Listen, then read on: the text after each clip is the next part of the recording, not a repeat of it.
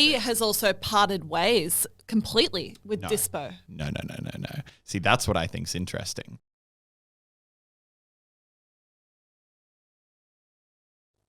What's going on, everybody, and welcome back to Watchtime as we return for our first episode after surpassing 100,000 subscribers on YouTube. So thank you guys for that. Thank you guys. Very epic milestone. 100,000. Turns out people really liked hearing the story about Lannon getting a glass thrown at his head. Look, not our usual content, but here for it regardless. I mean, it kind of, we're just talking about our lives and the business that we're in and what we're trying to do. So it was a good story. Very grateful for 100,000 subscribers, though. How's your week been? I mean, good, not good.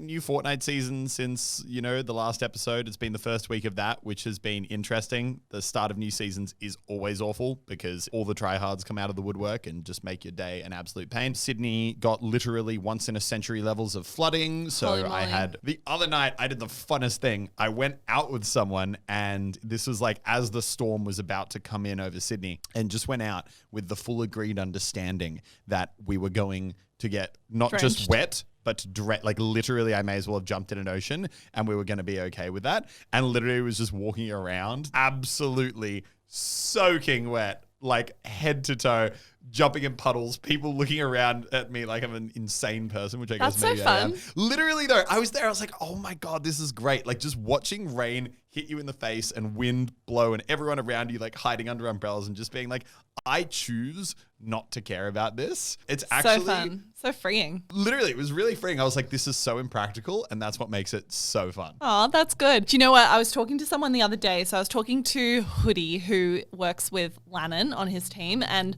Hoodie is actually in Canada, and it's funny because everyone else obviously is in Australia, and I feel like Hoodie sometimes feels left out that he's on the other side of the world, and he really, really tries to keep engaged with what everyone's doing in Australia and what's happening. And he called it a biblical downpour the other day, and I was like, oh, I like that phrase. And then today it's the first sunny day in a week, and he was like, hey guys, the sun's out. And I think it's just so funny that Hoodie, who's on the other side of the world in freezing cold Canada, is keeping an eye on the weather so that he knows where everyone's at. Yeah, no, I love it. And I also loved, the number of memes that came out of this where it was 2020 kicks off with ridiculous levels of bushfires and drought that absolutely decimate the state. And everyone's like, oh my God, these bushfires and the dryness is just insane. Literally at almost the exact, or slightly later, but similar time, 1 year later, we're getting once in a century floods. People are evacuated because of fire or flood. Welcome to Australia. We don't know what the climate is, but apparently it does what it wants. But to jump into the first topic of today's episode, you guys know, you already know I hate it. that it's not possible that we can't talk about the biggest news on the internet. I want this, and I want to say, I hope this is the last time we talk about this topic for a very long time, because I feel like people meme the fact that it's always a topic, but it actually has just been the biggest topic for the last few weeks. We can't not talk about it, and it's David's second apology. I want to say last week, I'm pretty sure I said on the podcast that David needs to do a second apology video. Jack, editor, can we play that back? Hi, my name's Jack. Grace didn't actually say that, but she almost did. If you want to hear what they were talking about in last week's episode, the link's in the description. You should go and check that out. Quickly catch people up if you're not aware. I'm going to do a very, very top line rundown. David Dobrik, huge creator, almost 20 million subscribers, one of the most popular people on YouTube, had a bunch of controversy where things that had transpired in his vlog had questions around consent, both from what he himself instigated and also what the people in his vlog did and he made entertainment from. Effectively, he put out a pretty subpar apology video about a week ago, and then just yesterday put out an actual apology video that he put on his main channel, 8 minutes long, actually delved into the topic relatively strongly. The comments were on, likes were on. Like ratio on it was huge. I think the actual content of the apology and the delivery was almost flawless. I love that we're literally evaluating it like an Oscar nomination performance. Where beautiful. Yes, the delivery of the latter half of the script was incredible. Editing, amazing. Editing, incredible. That part where he came to tears for a moment and then cut to right when he composed himself again, just to show there was true emotion, but he didn't want to overplay it. Stunning. Loved it. I think the actual execution of the video, I think people are always going to, point to this and that and that. But I think as far as Just love that I'm rating apology videos. As far as apology videos that I've seen, 10 out of 10 Oscar nomination. Absolutely incredible stuff. This is where we're at in our careers. I do think he confronted the topics properly. He talked about the right things. It felt like he owned all the important areas. I do genuinely get the sense that he has remorse and hates that this happened. Oh, that was true remorse. Remorse over all that sponsored dollars that just went out the door. Yeah, and of course, we can't talk about this in a vacuum. Also, since the last podcast and over the last week, almost all of his major sponsors have cut ties with him. SeatGeek even. Even SeatGeek, which is pretty phenomenal. Paid for his house. As well as Dispo, his startup, which we've obviously spoken about a lot, had its leading fundraiser pull out. They'd put $20 million into Dispo not less than 2 months ago. Yeah, so that actually is probably the most interesting bit of fallout to talk about, which I don't know whether or not this is kind of emphasizing the point that a lot of the time making an apology video makes things worse. But right after he put out the bad apology video, well, like this had been happening for 3 or 4 weeks with almost no kind of fallout for David directly. And then he put out that bad apology video. And as soon as he put out the apology video, investors were pulling out, sponsorships were being dropped. Like it was weird that Like an acknowledgement of wrongdoing. Yeah, it was an acknowledgement of wrongdoing where it was like, okay, this is actually a thing now, and sponsors had to pull out. Yeah, he has also parted ways completely with Dispo. No. See, that's what I think's interesting. Is Dispo, which is for anyone who, once again, quick TLDR to bring everyone back in the loop. David Dobrik, very famous for using a disposable camera to take photos, created an app where you effectively recreate the vibe of a disposable camera, built that app around it. It had a valuation of several $100 million that he didn't wholly own, but they had a lot of investors behind it.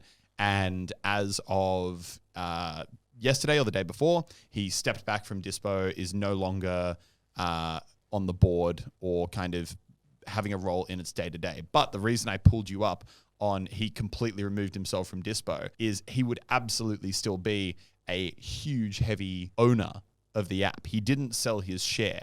And I think that is the important thing. And that's what most people are pointing to. They're like, look, yeah, we get it. He's not on the board. The app doing well still benefits him. So it's more a optics point than an execution point. Whereas the investor that pulled out has publicly said that they will not profit from the app in any way. Yeah. It's pretty amazing. And I think it lends to a bigger conversation around the risk of venture capital firms and businesses being based off one person's personality. And I think this is something that is really interesting because as a manager, I think there's so much potential in creators to be investors and to be creating products that do really well. And when they do well, they do so well because these creators have such an inbuilt marketing and distribution tool that makes them so powerful and allows businesses to accelerate faster than they would ever be able to otherwise. There is this key personnel risk. A lot of the success, a lot of what a product or app or service is connected to is someone's personal reputation. And how much is Dispo and how much is Dispo David's app? I would say 80% David's app. And for venture capital firms that want to invest into these business, how much do they have to consider that? And is that the right thing to do? I think when it's done well, yes, but does it come with additional risk that they might not see elsewhere in the market? Yes. It's very interesting though, like the risk around personalities. I almost think that I don't know if there's a single creator I would anymore say, I'm like, oh yeah, no, they're safe. Very much probably to my own like blindness to it. But if you were to ask me 3 months ago, who is one of the most like safe creators on YouTube in terms of their reputation? Like who is universally loved, not controversial, hasn't done any like real awful bad guy stuff? I probably would have put David pretty near the top of that list because it's normally just very good vibes, very edited content, doesn't really show much like of his like personal life. It's all the skits that you see through videos. So there's not really a chance of, I don't know, random stuff coming out. Yeah. Like you say, the strength of Dispo and what got it that crazy valuation was David Dobrik. And ironically, the thing that is probably going to lead to its total collapse is David Dobrik. The thing is, what you say about that, how you feel as though no one on YouTube is completely safe from this happening to them, it's because YouTube will continue to produce people like David, and YouTube will continue to have these sorts of problems because this is exactly the kind of behavior and creators and content that YouTube rewards. YouTube rewards people that are pushing the boundaries, that are creating content that gets a lot of clicks, that has a little bit of shock factor, that makes people say, wow, did that really happen? Did you actually do that? It's YouTube. What makes YouTube so special is that it shows people's whose lives are on like level 12 when most people will only ever get to like level 7 or 8. And that is what makes YouTube so appealing. And that's when you look at all of the big creators, literally all of them are doing something to an extreme. If they're David, they're living a life that's like a college frat life that most people will never, ever, ever get to experience. It's a friendship group that is completely on another level. If you look at Mr. Beast is doing content that is excessive. It's excessive content. Like, if you look at all the big gamers, they're living these insane lifestyles that most people who like to play video games on like a level 5 or 6 will never be able to achieve that sort My of... lifestyle is pretty boring. Just want to clarify that for everyone, guys. will never be able to achieve the kind of lifestyle that these massive YouTubers are able to live. That's right. If you ever thought you were going to be able to sit at a desk and play Fortnite while staring at a monitor for 6 hours a day, wrong, because apparently only I get to do that. But to me, that is exactly what makes YouTube so special, is that YouTube gets this balance between relatability and aspiration. And it's like everyone that watches YouTube looks at David and says, oh, that could be my life. Like, I have a friend that's kind of like that, or I go to college, or I get drunk with my friends on the weekend. Like, my life could be like that, but it's an extra, like, over the top version of it. People look at Mr. Beast and think like, oh, I know, I have a friendship group. Like, these are the kind of things I could do, but you can't because you don't have that much money to do it. Everyone likes playing video games, but it's difficult for people to do it as a whole full-time job. And that's why YouTube will continue to produce Dobrik. I just love that.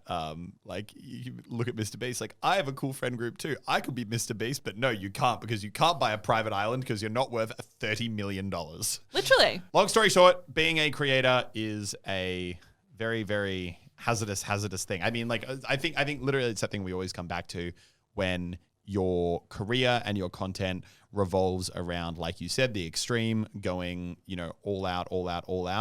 98% of the time, you might get that right. You're going all out, gifting your friend a Ferrari. You're going all out, giving laptops to schools. But, I mean, it just seems like, and don't get me wrong, not that this should happen, but it just always seems to happen that every creator who is going to this level of extreme occasionally loses perspective on what's okay and what's not okay, and they just start seeing it as the content, and it leads to the Logan Pauls, the David Dobrik's, the pretty much every creator out there, where eventually your stuff gets so extreme, or it goes extreme into the wrong areas, that it turns into this. There is a lot more awareness around like what is and isn't appropriate, and what people are okay with that maybe they weren't okay with, that they aren't okay with now, that they were okay with a few years ago. And I think it was really like quite heartbreaking, honestly, to watch the section of the video where David was talking about the fact that it took him a long time to come to terms with the fact that Dom, one of his old school friends, could possibly do bad things and treat people badly and make them feel really, really uncomfortable and pressured. And I think and the fact that took him a long time to come to terms with is something that I feel like is such a societal problem right now. And that a lot of people I know have friends that are like, oh, we know they're a little bit questionable, or we know they sometimes say controversial things, but like they've always been there and they've been a good friend to me through tough times. So I kind of excuse it. Yeah. And I think it really shone a light on how prevalent that can be, whether you're, you know, like a regular person with your schoolmates, or you're David Dobrik and you've got the biggest friendship group in the world. Hopefully this will be the last time that we have to talk about David Dobrik and his apology and the fallout from it. Yeah, we're done. This week, there is one other big topic that I personally am very keen to talk about, because I love the content that came from this thing. Yeah. Just think it's genuinely a very interesting topic when you go from, I think, the surf surface level view that a lot of people have to the more actually when you stop and think about it level. And that is all gas, no brakes. Yes, which if you're not aware is one of the best channels on YouTube. It is one of the best channels on YouTube. I'm so conflicted. Part of me is like, definitely go and look at it right now if you haven't already. But then the other half is like, oh, but I hate what happened. So like maybe don't go look at it. You should look at it. If you haven't heard of it, honestly, the content's amazing. It is this 22-year-old guy and two of his friends who film and do the production would drive around America to the most crazy things. I'm talking to launches of rockets where there's a bunch of like flat earth conspiracy people. He would go to flat earth conventions and interview people. He would go to crazy rallies and interview people. Yeah. He would go on like Sasquatch hunts and interview the people who are hunting Sasquatch. And he would just make the most incredible interviews about the people who are just like on the fringes of society in these just ridiculous groups. And you're like, oh my God, these people exist. This is insane. And he would do it in the funniest way. Now, it was truly unique YouTube content. This young guy traveling across America in a van, and he did it in a really respectful way as well. It like allowed you an insight into the actual mindset of these people, on the fringes of society in a way that felt respectful as well. And I thought he was truly a brilliant creator. Absolutely. He was definitely one of the best. And I hopefully I'm not saying was permanently, but effectively, All Gas No Brakes hadn't posted a video in about, I think, 4 or 5 months at this point. Yeah. Now, after a few months of silence, they put out a cryptic post on their Instagram saying, hey, big project in the works, more to show soon. On the All Gas No Brakes Gas No Brakes socials. Now, very soon after that, the host of the show, who is literally the personality behind the entire thing, it would kind of like be like if any of your favorite YouTubers on their channel, like Laserbeam, myself, like we are the face of the channel, the voice of the channel. The channel is us. That's how All Gas No Brakes felt. Now, he on his personal Instagram put out a post saying, hey guys, I'm no longer associated with All Gas No Brakes. I don't receive any of the ad revenue, any of the Patreon revenue, any of the merch revenue, and I will no longer be producing shows on it. And effectively alluding to something along the lines of he learnt a lot about why you should read contracts before you sign them. The full story has since emerged on this topic, and effectively what happened was when he graduated from college and he decided he wanted to start kind of producing this kind of very freelance but uniquely styled content, he teamed up with a production company. So when he graduated college, Andrew, who is the host of the show, went to a production company called Doing Things Media and basically pitched to them what he wanted to create. He said, you buy me this RV and hire a couple of my friends and we'll go on the road and create content. Because he couldn't afford to do it himself. Yeah, and that's an important point to clarify. Yeah, couldn't afford to do it himself. Now, the terms of the contract have since come out now that all this has happened. Effectively, what Doing Things Media did was they said, yep, we like this idea. They bought him the RV. Paid him a salary. They paid him a salary of, I believe, around $40,000 a year. Also employed the two friends who he wanted to take on the road with him. I'm guessing at a roughly similar salary. And then gave them a 40% revenue share of the show. So of whatever the show generated. So Andrew, the host, would get 20%, and then the 20% was split between the other two friends. Now, effectively, I believe along the way they had some slight creative differences. Andrew wanted to go in a slightly more serious direction, actually covering topics that were socially important to him, like the Black Lives Matter protests and all that kind of stuff. The Doing Things Media was really pushing it, like, no, keep doing the funny stuff. But ultimately, they did leave the creative control in his hands. They also started to push on things like actually getting some consistent delivery of videos, because as anyone who followed that channel knows, they were very sporadic. Sometimes you get 2 in a month, other times you'd get 1 every 2 months. Mm-hmm. And ultimately, it just seems like there was a strong creative difference where he decided he could no longer really work with Doing Things Media. And crucially, as part of when the contract started, he signed over the ownership of the All Gas No Brakes IP, the content, the name, everything, over to Doing Things Media. And because he realized he doesn't own that content anymore, He doesn't really he has more and more by the day limited creative control. He decided he wanted to step back from the project, and it sounds like Doing Things Media is trying to find new hosts to keep that brand going that can work in not only America, but also countries around the world. Yeah. So this brings us to the topic of, is there a bad guy in this situation? If so, who is the bad guy? What are the lessons? And generally, what do we think about the situation where this person who is very much the lifeblood of the show didn't have the control and the ownership over it and ultimately had to step back? So I think the two of us have a really interesting perspective from each of our positions and what we do every day on these sorts of issues around media companies, around contracts with creators, around what new media looks like, and how those sorts of agreements operate. Really, really takes me back to the conversation that we were having almost a year ago around the Barstool Sports issue with the Call Her Daddy girls, which was an extremely similar situation. Wow, that actually is very similar. Where basically the Call Her Daddy girls pitched to Barstool Sports that they had this concept. Barstool was like, yep, sure, we'll pay you a salary to do this. They weren't otherwise able to monetize it. They spun it into Barstool Sports. It amassed an absolutely massive audience, which was undoubtedly exclusively connected to the girls' personalities. Yep. Then the girls decided that they wanted more.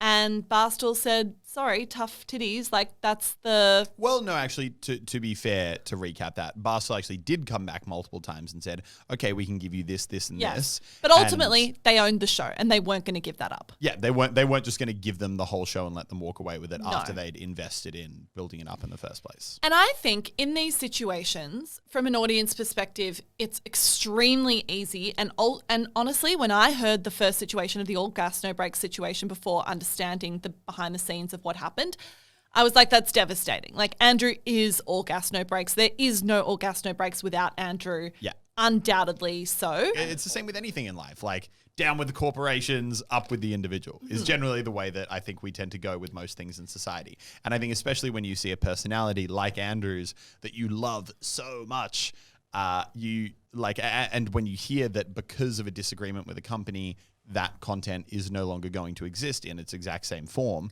that is devastating. And it's easy to think the company got greedy and they've pushed him out and they didn't appreciate how special what they have was. Yeah. I think that is a bit of a simplistic way to think about it, and it's really not thinking about it from the practicality of how this whole thing started. And I'm not saying that any of these situations are perfect. I think the fact that these issues happen and will continue to keep happening as these sorts of new media companies arise, you need to take it back to day one. Andrew wanted to do this project. He couldn't. He couldn't afford an RV. He couldn't afford to not work for a period of time. And he found a company that was willing to take a chance on him and pay him to create this content. And that is something that the company took a risk on. They paid for this RV, they paid for 3 people's new salaries, and they paid for the resources that it took to actually create that content. Let's call it all up, I don't know, 150, 200 grand a year. That's not an insignificant investment for a company to make. No, and I think as well, the like, you know, a lot of the time it helps me at least to put yourself in the shoes of that company. Imagine some random guy that, you know, his previous experience is I worked in my high school newspaper, which is essentially what Andrew's situation was. Had like he'd filmed some very similar content to All Gas No Breaks around his college, from what I understand, but it was obviously did not have at all an established audience. And when they took it on, All Gas No Breaks was nothing. It's easy to remember how big it is now, but at the time it was an idea. So imagine a guy who worked at his college newspaper comes to you and says, hey, I need 200 grand and an RV because I want to try and film my YouTube video. And I want you to pay for it. And I want you to pay for it. I'm sure that people will really disagree with me here. I am amazed he got a contract as good as he did with that pitch. Like, don't get me wrong, there's a big difference between if you have like a huge existing audience and you're like, this is going to be my strategy to move my audience from my existing channel into this new one. I need all this production stuff. Let's do it. But if a lot of the time, if a random person comes and wants to work on a project, going to a company, that would be like a salary situation. Like, we'll pay you to produce. You that have content no proof of concept. You have zero leverage. And he got a 40% revenue share and got them to cover all the expenses. Yeah. To me, like from a pure, once again, love the content, love Andrew, one of my favorite people to watch on YouTube.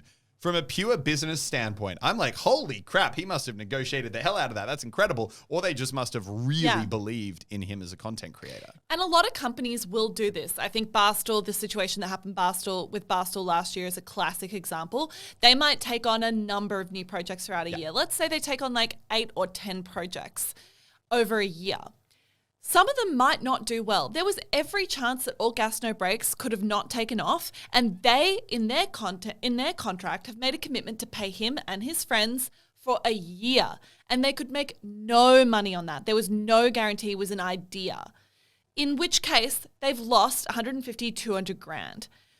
If these companies take on projects, they need to take on projects that allow them to lose money on projects that might not work, because they're taking a bet that maybe they will have 1 or 2 that take off and offset the losses on the other projects.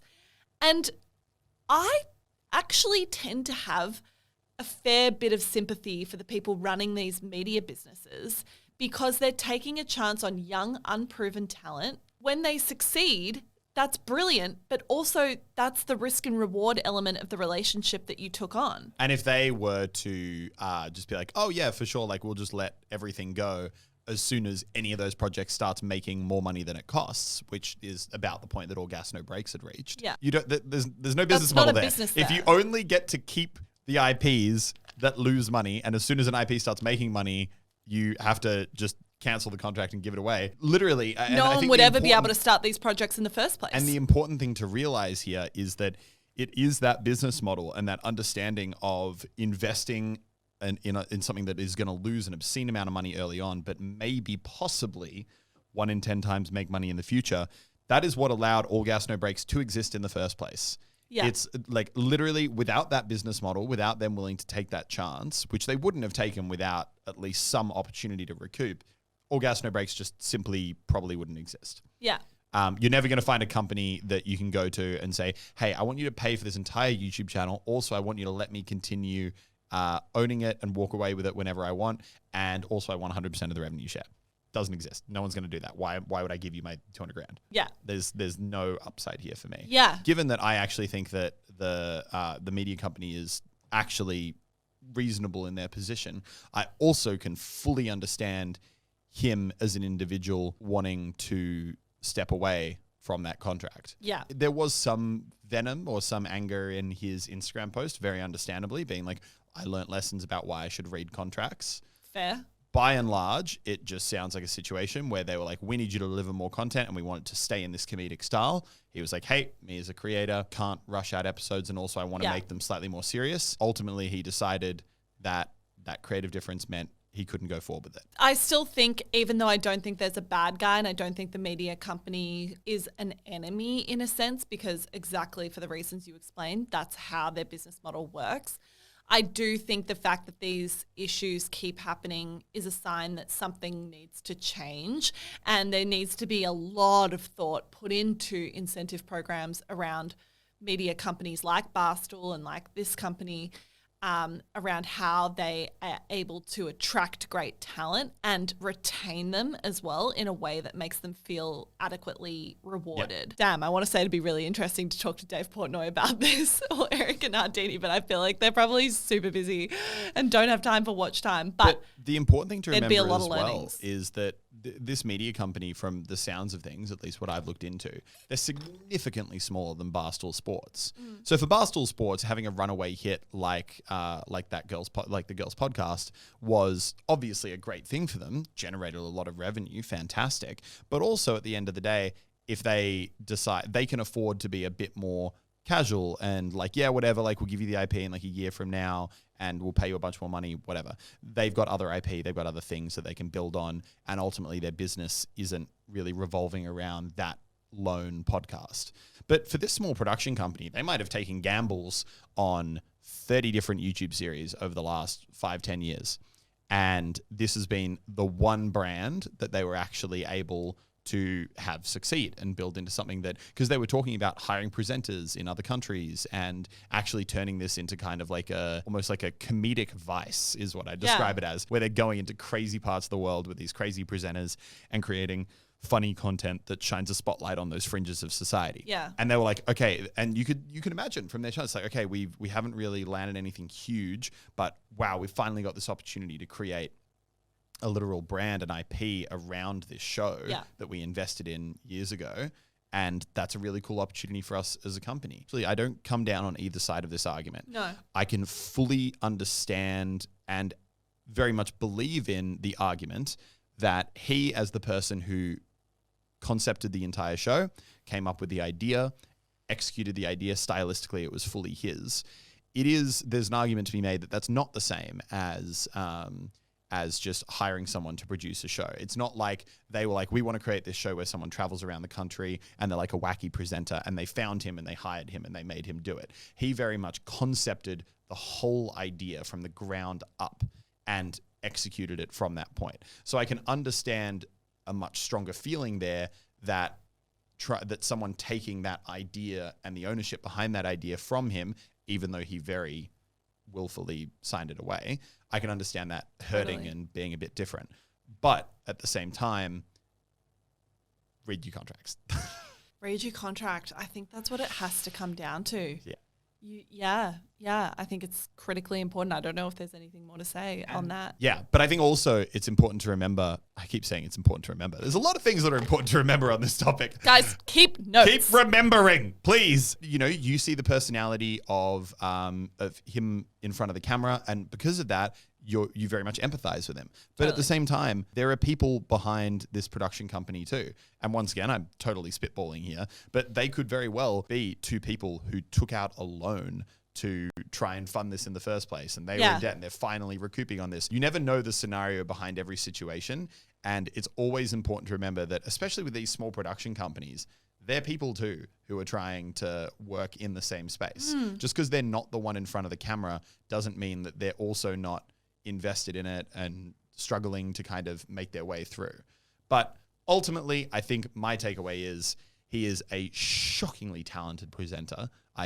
Literally one of the most incredibly talented people I know. I would back any project he works on in a heartbeat. I'm not worried. I think he will be fine. Not a question. He will come back. And also now there is enough awareness about him as an individual, because once again, All Gas, No Breaks it's him. Yeah. And while I think that format could definitely be awesome, and I'd love to see this production company take it international, and even though it won't feel the same as the original presenter, I think it's a very cool concept. Doing these funny interviews of fringes of society. I am also sure he, in an individual capacity, will return. I'm sure he'll bring a similar style, and he'll probably now have the creative freedom to go and do the much more kind of occasional serious stuff that he wants to do. He should probably have made sure he had some ability to not necessarily own the IP outright, but a clause similar to what Barstool Sports offered the girls in regards to the podcast, which was, you can't walk away from this for X number of years, and after X number of years, we can give you the opportunity